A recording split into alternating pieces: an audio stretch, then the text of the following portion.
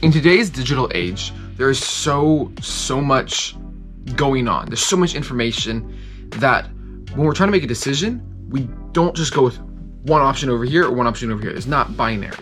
There's 100 million different solutions to every single possible thing we ever want to solve.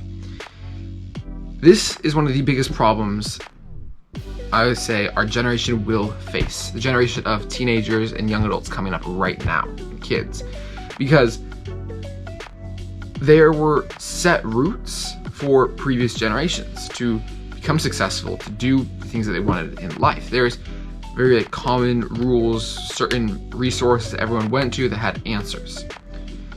Now when, for example, I'm starting a business, I go towards one thing and I'm going towards it, and then the attention is suddenly diverted because a slight variant that may work better, or slight variant that may work better here, or this niche versus this niche. Oh wait, this person says this niche has great profit margins, so they like to have more marketing, and this one doesn't. This one says this exact same niche has horrible profit margins. Who are you listening to? Because when it's 50-50, there's just so much going on. Analysis paralysis is not something just for business and research and stuff like that. I think that this generation is going to have a huge problem with that because decisiveness is key in so many areas of life. And the ability to take action is the most important thing. I've been caught with everything from workout routines, how to interact with people, the next book to read, organizing resources. The amount of organization apps I've had on here on my computer in the past month or so, I think it's been 10. None of them have kept. So it's just interesting to see there's so much information out there that it leads to the ability not to actually make a decision, not to actually follow through on something and be consistent. So what do we get instead? We get people that are constantly being diverted by a bunch of different ways. They're constantly, oh, this person says this, go. Ooh, this person says this, go. And there's just such a discontinuity because when this person's saying this, they're trying to often sell you something over here. And when this person's saying this, they're trying to sell you on this other method. And there's just so much going on constantly that it's hard for people in our generation to make actual decisions. Everything from college, what to do next, what business to start, what job to go into, how to do a backflip, how to do a handstand. There's so many people that contradict each other because you're following the guru, you're following the individual person.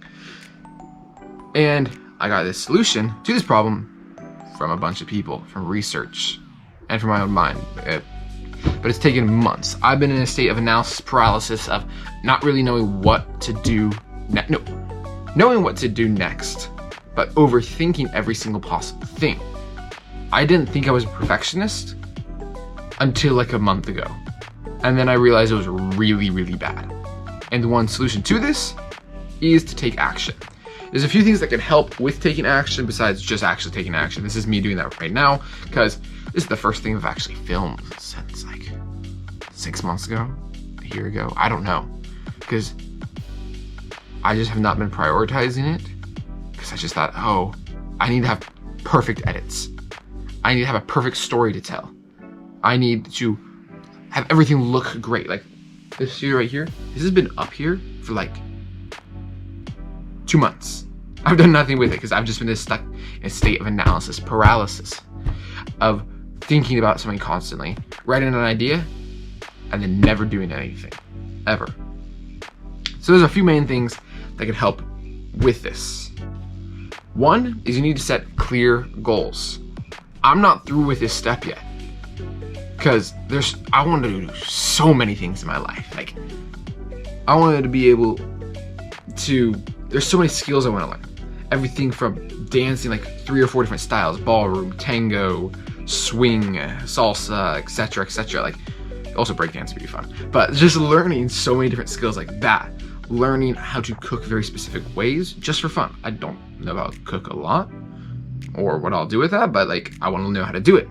I want to learn like, okay, there's this crazy idea that I thought would be really, really fun, which is like once I exit a business, like sell it, something like that, take like 3 to 6 months and find someone to literally like train me like they did Bruce Wayne in the Batman movies, where like he goes up to like the top of the mountain to be trained by these people and they're just constantly pushing him all day long. That just seems like what a crazy experience. I want to do something like that. That would be so much fun. But all different exercises, there's so many exercises for goal setting. There's so many. And I've probably looked at like 50. But in the end, actually, there's just an idea that I came up with. I don't know if someone else put that out there. Probably someone has, because it's probably quite a common idea. But it's simply to wait. This is for one type of thing. This is more for the person you want to become. It's an exercise that, once again, I'm still not done with. I did it partially, and then I did it partially. But one big thing about that is, why did I say one big thing about that? See, my mind is very tangential right now. It's kind of late. I've been going through so much information. Probably cut that out. This goal that you're setting doesn't have to do anything with you at first. What it is first, what is your goal / dream spouse? What is your dream husband or wife? Outline that. I'm not done with that. I'm not at all. But then you take that and you have to reverse engineer it. And then you have to go from, okay, this is the type of person I want. What type of person would attract that person? And then you have to go through and reverse engineer it. I don't know how that's gonna go because I haven't completed this yet. But it's where you take the person you want and reverse engineer the person you are to get that person, to get that type of person, and become very clear on that. That's one way of setting goals. Is also like financial, business, skill goals. There's so many types of goals, and I need to learn how to. I know I already know. I need to implement some of these other things to take action towards those goals, and I think a lot of you do too. Because if you just drift through life every which way, you'll get whatever way the current pushes you. You won't have a direction you're going towards. You won't have a clear goal. And so your life will become more of an accident based on where the waves are pushing you. Okay, so the second thing that you can do to help with information overload, it's straight into the head, is limit your sources. This is something that I started doing about a week ago, which is, I think we're all subscribed to like 50 people on YouTube. I limited that down, so now I think there's 7. Just cut down the amount of information you're taking in. Same with every single social media platform, types of emails you get, if you get a lot of emails from people because you sign up to newsletters like me. And there's just so many things like that, just limited. Reliable things so you don't get overwhelmed. People that have a proven track record of the things you want to do, etc. A third thing is more to trust your instinct and to trust your gut. Actually, weird tangent thing, but people don't know, why did we say trust your gut? Well, it's actually because something like 80 to 90% of the happy hormone, not dopamine, but the happy hormone, I think it's called serotonin. I'll need to look into that. Bunch of random names just jumble in my head. But it's where they take that, it produces 90% of it. A healthy gut produces 90% of your happiness. That's why people say trust your gut. Because when you look at it, if you keep your gut healthy, like not eating sugar, high fiber, good food, etc., good exercise, your gut actually produces a whole lot of chemically happiness. And that's where you get like that gut feeling for something, is actually like the amount of neurons connecting from your brain directly into your gut is crazy. And how much those two share. So when your gut is horrible, your mind will actually perform far, far worse. And when it's better, your mind will perform better. That's why we have like these gut feelings of instincts. One thing plus there's so many other, there's a spiritual layer, there's a conscious layer, there's just so much there. But really to follow your instincts. This is something that I have been horrible at because I feel like I need to have every single possible type of information, put it right here, condense it all. But the more I realize, everyone who's teaching me these things learn by trial and error and just doing it, by trusting their gut and doing it. Maybe you should, instead of doing exactly what they say, also think of what did they do to get to the point they are. That's just something I've been thinking about also.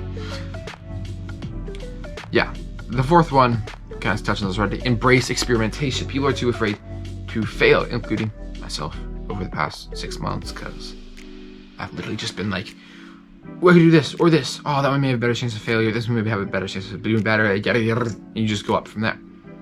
But experiment.